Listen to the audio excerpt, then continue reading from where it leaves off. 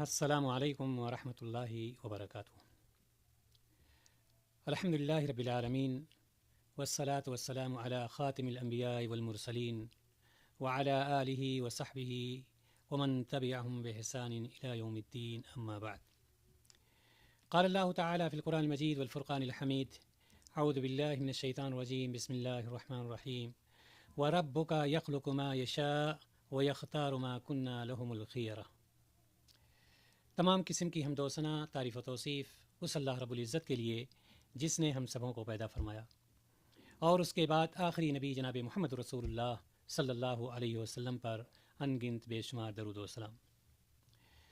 محترم حضرات و خواتین، اللہ تبارک و تعالیٰ سے ہمیں اور آپ کو ڈرنا چاہیے اور اسی کی اطاعت کرنی چاہیے، اور اس کی ہر طرح کی نافرمانی سے ہمیں اور آپ کو بچنا چاہیے۔ اللہ تبارک و تعالیٰ کا اپنی مخلوقات پر ربوبیت کا ایک مظہر یہ بھی ہے کہ وہ جس مخلوق کو چاہتا ہے باعظمت بنا دیتا ہے، عزت والا بنا دیتا ہے، چاہے وہ مخلوق کوئی شخص ہو، چاہے وہ مخلوق کوئی جگہ ہو یا وقت ہو یا عبادت ہو، اس کے پیچھے کوئی حکمت کار فرما ہوتی ہے۔ جس طرح سے اللہ تبارک و تعالیٰ نے سورۃ القصص آیت نمبر 68 میں فرمایا، یعنی 68 آیت میں فرمایا وَرَبُّكَ يَخْلُقُ مَا يَشَاءُ، آپ کا رب جو چاہتا ہے پیدا کرتا ہے، وَيَخْتَارُ مَا كُنَّا لَهُمُ الْخِيَرَةُ، اور جسے چاہتا ہے چن لیتا ہے۔ آج کے دن، آج اس مختصر سے وقت میں ہم آپ کے سامنے ان خصائص کو بیان کرنے کی کوشش کریں گے جن کے ذریعے اللہ تعالیٰ نے ذی الحجہ کے پہلے 10 دنوں کو سال کے دیگر ایام پر فضیلت عطا کی ہے۔ مطلب کیا ہے؟ مطلب یہ ہے کہ اللہ رب العزت نے ذی الحجہ کے پہلے 10 دنوں کی فضیلت کن دنوں پر رکھی ہے؟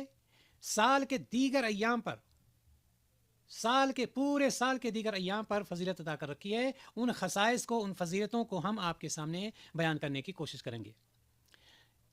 سب سے پہلی خاصیت کیا ہے کہ اللہ تبارک و تعالیٰ نے ان 10 دنوں کی قسم کھاتے ہوئے فرمایا والفجر ولیال عشر، قسم ہے فجر کی اور 10 راتوں کی۔ سب سے بڑی فضیلت تو یہی ہے کہ اللہ رب العزت نے ان کی قسم کھا کر کے فرما رہا ہے۔ اور ابن کثیر رحمہ اللہ کہتے ہیں کہ 10 راتوں سے مراد ذی الحجہ کے 10 دن ہیں، جیسا کہ ابن عباس اور ابن زبیر اور دیگر اسلاف سے منقول ہے۔ تو پہلی خصوصیت، پہلی فضیلت تو یہی آ گئی کہ اللہ تبارک و تعالیٰ نے ان ایام کی قسم کھا کر کے فرما رہا ہے۔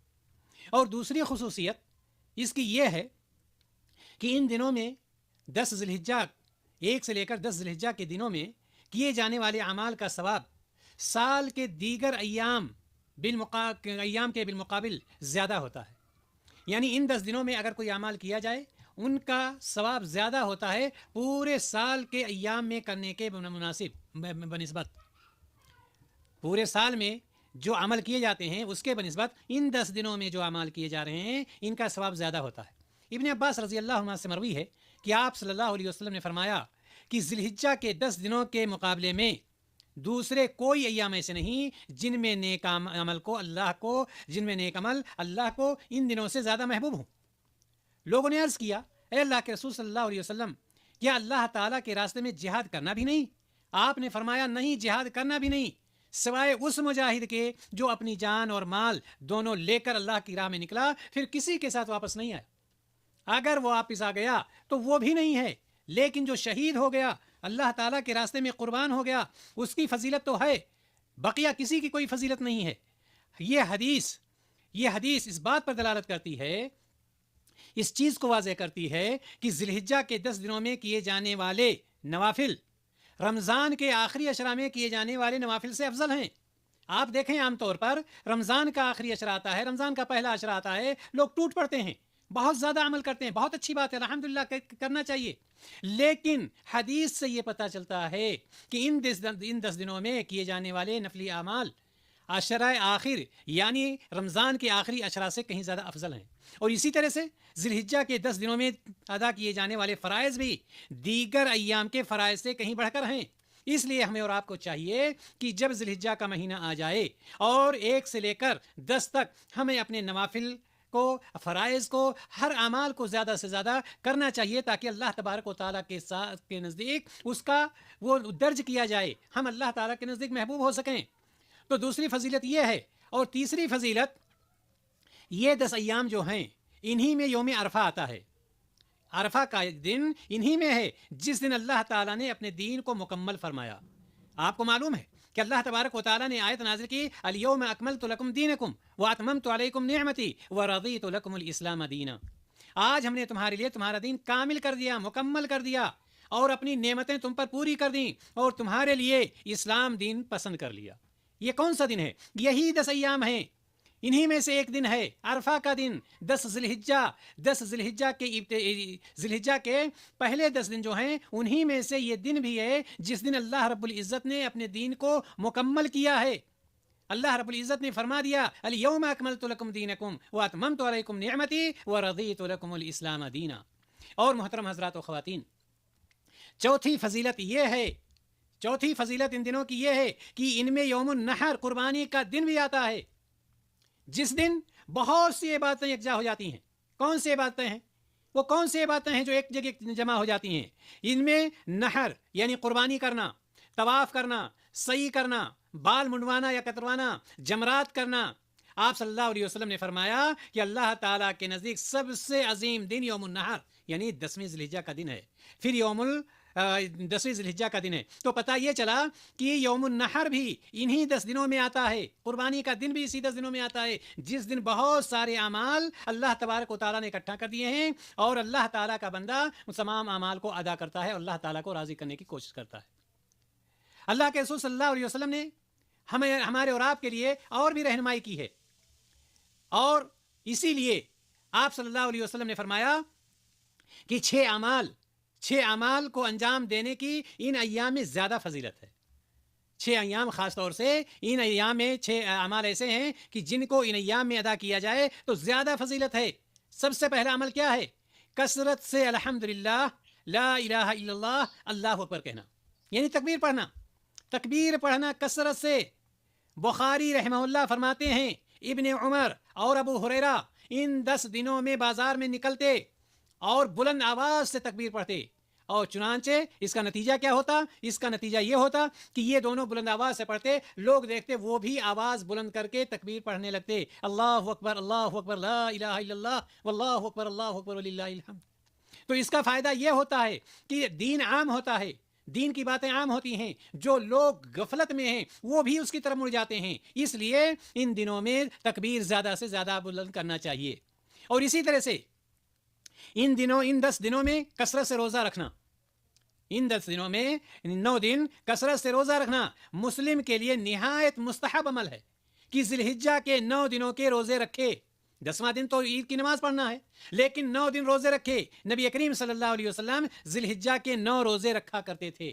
اس لیے ہر ایک مسلمان کو، مردوں کو، عورتوں کو چاہیے کہ ان دنوں میں روزے کا زیادہ اہتمام کریں، اور کوشش یہ کریں کہ 1 ذی الحجہ سے لے کر 9 ذی الحجہ تک پورے روزے رکھ لیں۔ نبی کریم صلی اللہ علیہ وسلم کی سنت پر عمل ہو جائے گا۔ اسی طرح سے ان 10 دنوں میں مشروع عمل یہ بھی ہے کہ عرفہ کے دن کا روزہ رکھنا۔ اگر کوئی شخص کام کرتا ہے، دھوپ میں رہتا ہے، مشقت میں رہتا ہے، پریشانی میں رہتا ہے، زیادہ روزہ نہیں رکھ سکتا، کم از کم عرفہ کا روزہ رکھ لے، وہ کم از کم عرفہ کا روزہ رکھ لے، اس کو بہت زیادہ ثواب ہے۔ نبی کریم صلی اللہ علیہ وسلم نے فرمایا، عرفہ کے دن کا روزہ ایسا ہے کہ میں امیدوار ہوں اللہ پاک سے کہ 1 سال اگلے اور 1 سال پچھلے گناہوں کا کفارہ ہو جائے گا۔ وہ 1 دن کا روزہ، اب آپ سوچئے کتنی محنت کرنی پڑی اس کو، کچھ بھی نہیں، اور اس کے بدلے میں اللہ تبارک و تعالیٰ اس کے 1 سال کے گناہوں کا کفارہ 1 دن کے روزے کو بنا دیتا ہے۔ اسی طرح سے ان 10 دنوں میں جو اعمال مشروع ہیں ان میں سے ایک عید کی نماز ادا کرنا بھی ہے۔ بہت سارے لوگ کیا کرتے ہیں، عید الفطر کی نماز تو شوق سے پڑھ لیتے ہیں، لیکن عید الاضحیٰ کی نماز میں سستی برت جاتے ہیں، عید الاضحیٰ کی نماز کو چھوڑ دیتے ہیں، عید الاضحیٰ کی نماز کا خیال ہی نہیں کرتے ہیں۔ خاص طور سے وہ لوگ جو اپنا تو نماز پڑھتے ہیں لیکن اپنی عورتوں کو عیدگاہ تک لے کر نہیں جاتے ہیں، ان کے لیے یہ چیز ہے کہ ان لوگوں کو اپنا خود نماز پڑھنا چاہیے، اپنے بچوں سے نماز پڑھوانا چاہیے، عیدگاہ اپنی عورتوں کو لے کر کے جانا چاہیے۔ بہت ساری عورتیں آج کل ایسی ہوتی ہیں جو عیدگاہ جاتی ہی نہیں، عیدگاہ ان کے لیے یہ سمجھتی ہیں کہ ہمیں عیدگاہ نہیں جانا ہے، ہم اٹھیں گے 2 رکعت نماز گھر میں پڑھ لیں گے ہمارے لیے کافی ہے. لیکن نبی کریم صلی اللہ علیہ وسلم کی سنت ہے کہ آپ صلی اللہ علیہ وسلم خود بھی عیدگاہ جاتے اور اپنی عورتوں کو بھی عیدگاہ لے جاتے تھے. تو گویا کہ عیدگاہ جانا، عیدگاہ میں جا کر کے عید کی نماز ادا کرنا، یہ بھی ایک مشروع عمل ہے جس کو انسان کو کرنا چاہیے. اسی طرح سے انہی اعمال میں سے ایک عمل قربانی کرنا ہے. قربانی کے جانور کو ذبح کرنا بھی ایک خاص عمل ہے. عید الاضحیٰ کے دن قربانی کرنا دیگر ایام تشریق سے زیادہ افضل ہے. کیا مطلب ہے؟ قربانی کے کتنے دن ہیں؟ قربانی کے 4 دن ہوتے ہیں. قربانی کے کتنے دن ہیں؟ 4 دن ہیں. ہو سکتا ہے آپ میں سے کچھ لوگ سمجھتے ہو قربانی کے 3 دن ہیں. قربانی کے 3 دن نہیں، قربانی کے دن یوم النحر یعنی قربانی کا دن، عید الاضحیٰ کا دن جو ہے ہی. اس کے علاوہ ایام تشریق. ایام تشریق کتنے دن ہوتے ہیں؟ 3 دن ہوتے ہیں. ایام تشریق کتنے دن ہوتے ہیں؟ 3 دن ہوتے ہیں. ایام تشریق پورا کھانے پینے کا دن ہے. اس لیے ہمیں اور آپ کو چاہیے کہ ہم جانور کریں. لیکن یہاں بتلانا مقصود یہ ہے کہ ایام تشریق میں قربانی کرنے سے افضل یہ ہے کہ یوم النحر کو قربانی کرے کوئی. یعنی یہ کہ جس دن آپ نے عید کی نماز پڑھی ہے اس دن قربانی کرنا زیادہ افضل ہے بنسبت ان دنوں کے جو ایام تشریق ہیں، یعنی 11 تاریخ، 11 ذی الحجہ، 12 ذی الحجہ، 13 ذی الحجہ. تو یہ 3 تاریخیں ہو گئی اور ایک یوم النحر. کتنے دن ہو گئے؟ 4 دن ٹوٹل ہو گئے. تو 4 دن قربانی کے ہیں. 4 دن قربانی کے ہیں. یہ بھی ایک مشروع عمل ہے اور اللہ تعالیٰ جس کو توفیق دے اس کو کرنا چاہیے. اسی طرح سے ایک عمل اور ہے جو سب سے زیادہ افضل عمل ان ایام کا ہے. ان ایام کا 10 ذی الحجہ کا سب سے افضل عمل ہے. وہ کون سا عمل ہے؟ وہ عمل ہے حج اور عمرہ کرنا.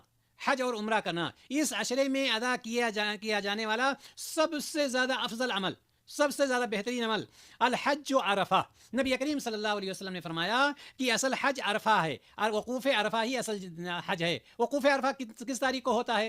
9 ذی الحجہ. یاد رکھیے گا 9 ذی الحجہ کو وقوف عرفہ ہوتا ہے. وقوف عرفہ یعنی حج کرنا، عمرہ کرنا بھی ایک مشروع عمل ہے، سب سے افضل عمل ہے. ان ایام کا، جن ایام کا ذکر ہو رہا ہے، جن ایام کا تذکرہ کیا جا رہا ہے، یعنی 1 سے لے کر 10 ذی الحجہ تک کے اعمال کا ذکر کیا جا رہا تھا کہ فضیلت والے اعمال کون سے ہیں. تو یہ ہیں وہ فضیلت والے اعمال، یہ اعمال جن کی وجہ سے اللہ تبارک و تعالیٰ نے ان ایام کو سال کے دیگر ایام پر فضیلت عطا کی ہے. انہی اعمال کی وجہ سے اللہ تبارک و تعالیٰ نے ان ایام کو فضیلت عطا کی. دوسرے ایام پر، پورے سال کے ایام پر اللہ تعالیٰ سے ہم دعا کرتے ہیں الہ العالمین ہم سب کو نیک عمل کرنے کی توفیق عطا فرما. الہ العالمین ہم سب کو ان دنوں سے زیادہ فائدہ اٹھانے کی توفیق عطا فرما. الہ العالمین ہم سب کو ان اعمال کے ذریعے سے تو جنت میں داخل کر دے، جہنم سے دور کر دے. وآخر دعوانا ان الحمد للہ رب العالمین. السلام علیکم ورحمۃ اللہ وبرکاتہ.